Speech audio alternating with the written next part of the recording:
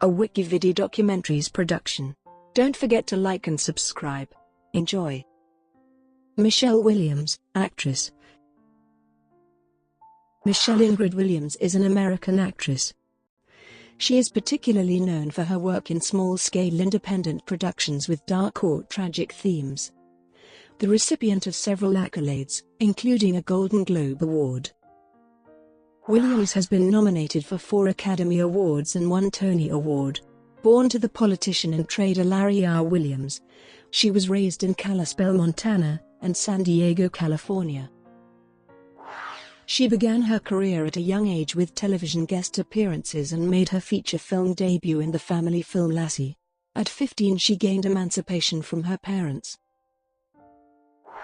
and soon achieved public recognition for her leading role in the television teen drama series Dawson's Creek. This was followed by low-profile films, before her breakthrough role in the romantic drama Brokeback Mountain, in which her performance as the wife of a gay man earned Williams her first Academy Award nomination. Williams went on to gain critical acclaim for playing emotionally troubled women coping with loss or loneliness in the independent dramas Wendy and Lucy, Blue Valentine, and Manchester by the Sea. For portraying Marilyn Monroe in My Week with Marilyn, she won a Golden Globe Award for Best Actress.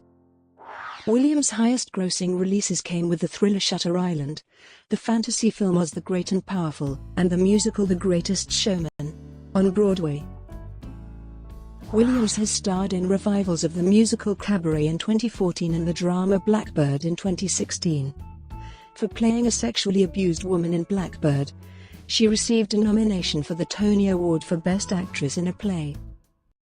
Despite significant media attention, Williams is reticent about her personal life. She was in a relationship with the actor Heath Ledger for 3 years, with whom she has a daughter, and she married the musician Phil Elverum in 2018. 1980-1995, Early life. Michelle Ingrid Williams was born on September 9, 1980, in Kalispell, Montana, to Carla, a homemaker, and Larry R. Williams, an author and commodities trader. She is of Norwegian descent. Her father twice ran unsuccessfully for the United States Senate as a Republican Party nominee. In Kalispell, Williams lived with her 3 paternal half-siblings and her younger sister, Paige. Although she has described her family as not terribly closely knit, she shared a close bond with her father, who taught her to fish and shoot, and encouraged her to become a keen reader. Williams has recounted fond memories of growing up in the vast landscape of Montana. When she was 9, the family moved to San Diego, California. She has said of the experience, "It was less happy probably by virtue of it being my preteen years, which are perhaps unpleasant wherever you go." She mostly kept to herself and was self-reliant. Williams became interested in acting at an early age when she saw a local production of The Adventures of Tom Sawyer. She performed in an amateur production of the musical Annie, and her parents would drive her from San Diego to Los Angeles to audition for parts. Her first screen appearance was as Bridget Bowers, a young woman who seduces Mitch Buchanan's son, Hobie. In a 1993 episode of the television series Baywatch. The following year, she made her film debut in the family movie Lassie, about the bond between a young boy and the titular dog. Williams played the love interest of Guiry's character, which led Stephen Gaydos of Variety to take note of her, winning Perf. She next took on guest roles in the television sitcoms Step by Step and Home Improvement, and appeared in the brief part of Syl, a character played in adulthood by the actress Natasha Henstridge, in the 1995 science fiction film Species. By 1995, Williams had completed 9th grade at Santa Fe Christian Schools in San Diego. She disliked going there as she did not get along well with other students. To focus on her acting pursuits, she left the school and enrolled for in-home tutoring. At age 15, with her parents' approval, Williams filed for emancipation from them, so she could better pursue her acting career with less interference from child labor work laws. To comply with the emancipation guidelines, She completed her high school education in 9 months through correspondence. She later regretted not getting a proper education. 1996-2000, Dawson's Creek can transition to adult roles. Following her emancipation, Williams relocated to Los Angeles and lived by herself in Burbank. Describing her initial experience in the city, she said, "There are some really disgusting people in the world. And I met some of them." To support herself, she took assignments in low-budget movies and commercials. She had minor roles in the television films My Son is Innocent and Killing Mr. Griffin, and the drama 8,000 Acres, which starred Michelle Pfeiffer and Jessica Lange. Williams later described her early work as embarrassing, saying that she took these roles to support herself as she didn't have any taste or ideals. In 1997, unhappy with the roles she was being offered, Williams collaborated with 2 other actresses to write a script named Blink, about prostitutes living in a Nevada brothel, which despite being sold to a production company was never made. Having learned to trade under her father's guidance, the 17-year-old Williams entered the Robbins World Cup Championship, a futures trading contest. With a return of 1,000%, she became the first woman to win the title, and the 3rd highest winner of all time. In 1998, Williams began starring in the television teen drama series Dawson's Creek, created by Kevin Williamson and co-starring James Van Der Beek, Katie Holmes,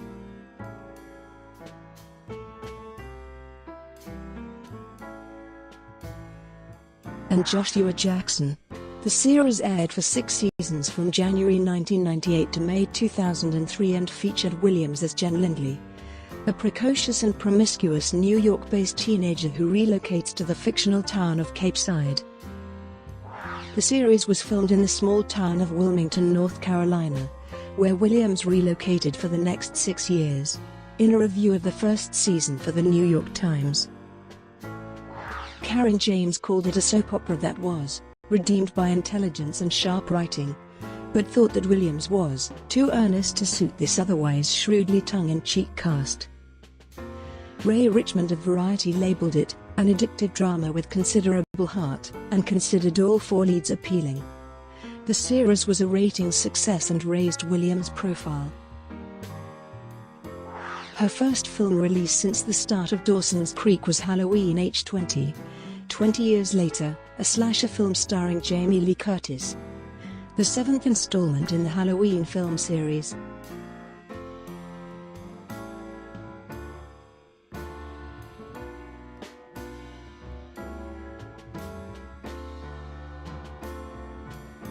It featured Williams as one of several teenagers traumatized by a murderer. It earned $55 million domestically against its $17 million budget. Williams has credited Dawson's Creek as the best acting class, but also admitted that she had not fully invested herself in it as, "My taste was in contradiction to what I was doing every single day." She filmed the series for 9 months each year, and spent the remaining time playing against type in independent features, which she considered a better fit for her personality. She has said that the financial stability of a steady job empowered her to act in such films. Williams found her first such role in the comedy Dick, a parody of the Watergate scandal, in which she and Kirsten Dunst played teenagers obsessed with Richard Nixon, praising the film's political satire. Lisa Schwartzbaum of Entertainment Weekly credited both actresses for playing their roles with screwball verve. Dick failed to recoup its $13 million investment. In the same year, Williams played a small part in But I'm a Cheerleader, a satirical comedy about conversion therapy. Keen to play challenging roles in adult-oriented projects, Williams spent the summer of 1999 starring in an off-Broadway play named Killer Joe, penned by Tracy Letts. It is a black comedy about a dysfunctional family who kills their matriarch for insurance money. Williams was cast as the family's youngest daughter. The production featured gruesome violence and required Williams to perform a nude scene. Her socially conservative parents were displeased with it.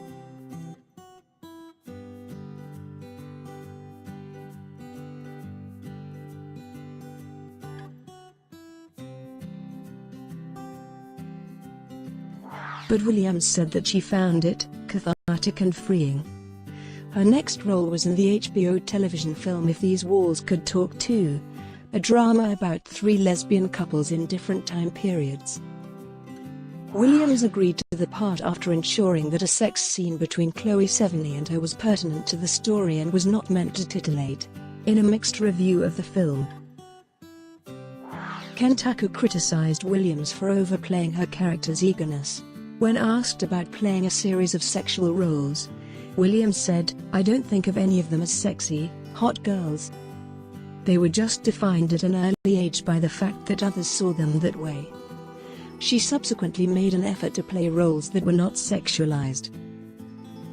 2001, 2005, independent films and Brokeback Mountain. The British film Me Without You, about an obsessive female friendship, starred Williams and Anna Friel. Williams played Holly, an insecure bibliophile, a part that came close to her personality. The writer-director Sandra Goldbaker was initially reluctant to cast an American in a British part, but was impressed by Williams' self-deprecating humor and a European stillness that she found in her. Roger Ebert praised Williams' British accent and found her to be cuddly and smart both at once. Williams returned to stage the following year in a production of Mike Leigh's Fast-Smelling a Rat. Her part, that of a scatterbrained teenager exploring her sexuality, led Carl Levitt of Backstage to credit her for being a first-class creative comedian. Williams played a supporting role in the Christina Ricci starring Prozac Nation, a drama about depression based on Elizabeth Wurzel's memoir. Dawson's Creek completed its run in 2003, and Williams was satisfied with how it had run its course. She relocated to New York City soon after. She had supporting parts in 2 art house films, that youth drama The United States of Leland and the comedy drama The Station Agent. In the former, starring Ryan Gosling, she played the grieving sister of a murdered boy. It was described by The Globe and Mail's Liam Lacey as neither an insightful nor well-made film. The Station Agent, about a lonely dwarf, featured Williams as a librarian who develops an attraction towards him. Critically acclaimed. The film's cast was nominated for the Screen Actors Guild Award for Outstanding Performance by a Cast. On stage, Williams played Varya in a 2004 production of Anton Chekhov's drama The Cherry Orchard, alongside Linda Amon and Jessica Chastain, at the Williamstown Theatre Festival.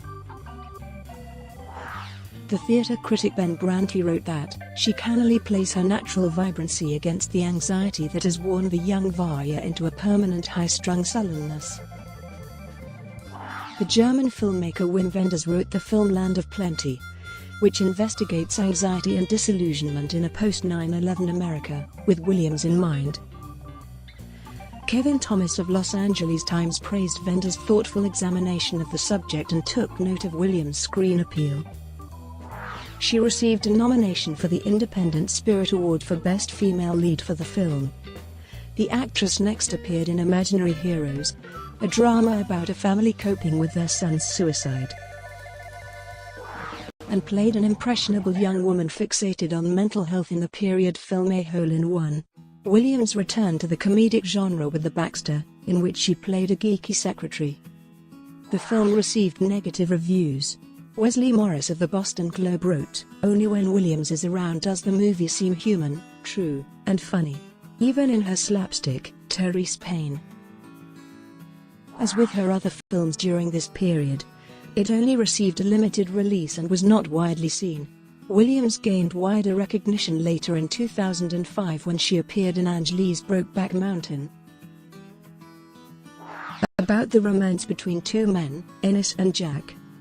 Impressed with her performance in The Station Agent, the casting director Avi Kaufman recommended Williams to Lee. He found a vulnerability in her and cast her as Alma, the wife of Ennis, who discovers her husband's homosexuality and infidelity.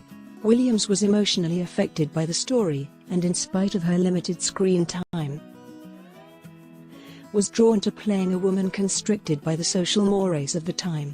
Labeling Williams as the standout among the cast, Ed Gonzalez of Slant magazine credited her for fascinatingly spiking her unspoken resentment for her sham of a marriage with a hint of compassion for Renna's secret suffering. Brokeback Mountain proved to be her most widely seen film to that point, earning $178 million against its $14 million budget. It won 3 Academy Awards and she gained a Best Supporting Actress nomination. Williams began dating Ledger while working on the film. The couple cohabited in Brooklyn, New York, and in October 2005, she gave birth to their daughter, Matilda.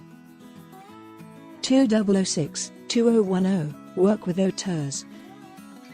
Williams had 2 film releases in 2006. She first featured opposite Paul Giamatti in the drama The Hawk is Dying, 5 months after giving birth to her daughter.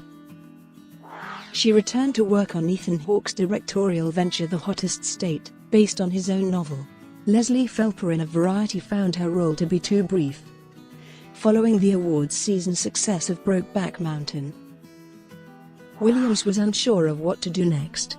After 6 months of indecision, she agreed to a small part in Todd Haynes' I'm Not There, a musical inspired by the life of Bob Dylan. She was then attracted to the part of an enigmatic seductress named S in the 2008 crime thriller Deception. The film, which co-starred Hugh Jackman and Ewan McGregor, was considered by critics to be middling and predictable.